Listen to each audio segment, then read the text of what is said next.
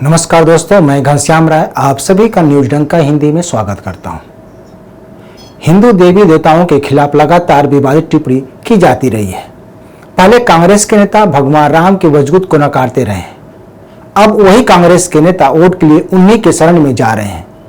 कांग्रेस नेता राम का नाम लेकर हिंदू वोटरों को लुभाने में लगे हुए हैं। इधर बिहार के शिक्षा मंत्री चंद्रशेखर लगातार रामचरितमानस पर विवादित टिप्पणी करते रहे हैं।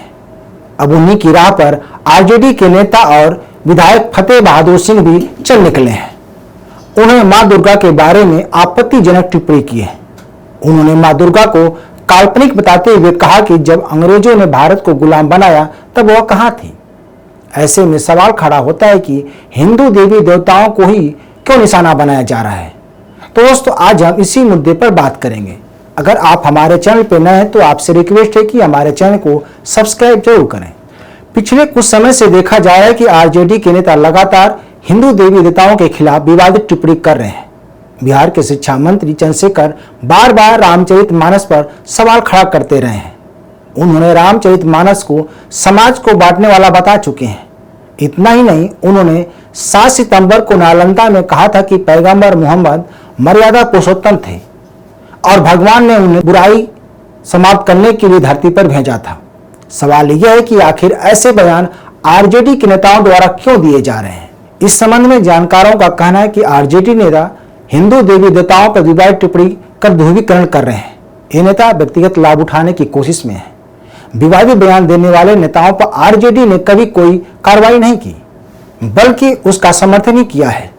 आरजेडी के अध्यक्ष जगदानंद सिंह ने चंद्रशेखर के बयान पर समर्थन किया था और कहा था कि माथे पर टीका लगाने वालों की वजह से देश गुलाम हुआ था। अब फतेह बहादुर सिंह उसी को दोहरा रहे हैं। उन्होंने कहा है कि माता दुर्गा काल्पनिक है। उन्होंने सवाल उठाया कि जब अंग्रेजों ने देश को गुलाम बनाया तो उनके 10 हाथ कहां गए थे। हालांकि विधायक के बयान का बीजेपी ने विरोध भी किया है, मगर सवाल यहीं आकर रुक जाता है कि आखिर हिंदू देवी देवताओं का अपमान कब तक हिंदू समाज सहेगा। जब वह ऐसे बयानों का विरोध करता है तो उसे कट्टर करार दिया जाता है। तब वे हिंदू विरोधी नेता मर्यादा की बात करते हैं, तब उपदेश देना शुरू कर देते हैं। ऐसे बयानों पर पार्टी को लगाम लगाना चाहिए। ऐसे बयान से समाज में विभाजन की स्थिति पैदा होती है। हिंदू समाज के लोग इसका विरोध करते हैं और कभी कभी उग्र भी हो जाते हैं। सवाल यह है कि क्या ये नेता अन्य धर्म के देवी देवताओं के बारे में भी ऐसी टिप्पणी करेंगे।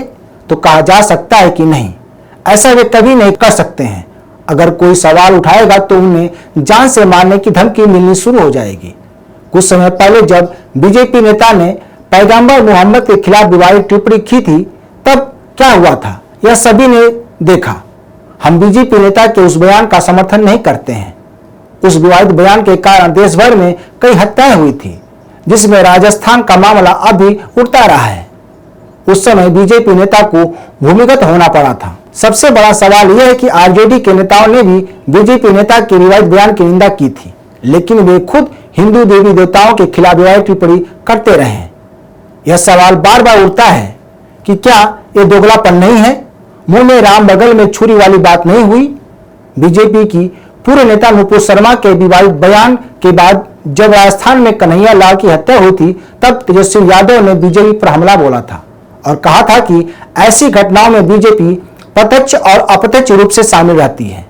अब तेजस्वी यादव अपने नेता चंद्रशेखर या फतेह बहादुर सिंह के बयान पर चुप्पी साध लेते हैं। इन नेताओं पर कार्रवाई करने के बजाय मौन साध लेते हैं। कुछ माह पहले जब डीएमके के नेता उदय स्टालिन ने सनातन धर्म को खत्म करने और उसकी तुलना डेंगू मलेरिया से की थी, तब आरजेडी के नेता शिवानंद तिवारी ने सवाल खड़ा किया था और पूछा था कि सनातन धर्म में दलितों और महिलाओं का स्थान क्या है। सवाल बुरा नहीं है, मगर शिवानंद तिवारी के सवाल से सवाल पैदा होता है। सवाल यह है कि क्या वे यही सवाल अन्य धर्मों पर भी उठाएंगे। शिवानंद तिवारी में ऐसी हिम्मत दिखाई नहीं देती है। अगर ऐसा करेंगे तो उन्हें जान से मारने की धमकी मिलनी शुरू हो जाएगी। शिवानंद तिवारी, चंद्रशेखर या फतेह बहादुर सिंह जैसे नेता केवल हिंदू धर्म के बहाने बीजेपी को निशाना बनाते हैं। आज भारत में केवल बीजेपी भी ऐसी राजनीतिक दल है जो हिंदू समुदाय के साथ खड़ा रहती है। भले बीजेपी इसका राजनीतिक लाभ लेती हो, मगर हिंदू समाज के साथ कंधा से कंधा मिलाकर खड़ा रहती है। तो दोस्तों, आप इस बारे में क्या सोचते हैं हमें जरूर बताएं। इस वीडियो को शेयर, लाइक और कमेंट जरूर करें। हमारे YouTube चैनल को सब्सक्राइब करना ना भूलें। धन्यवाद।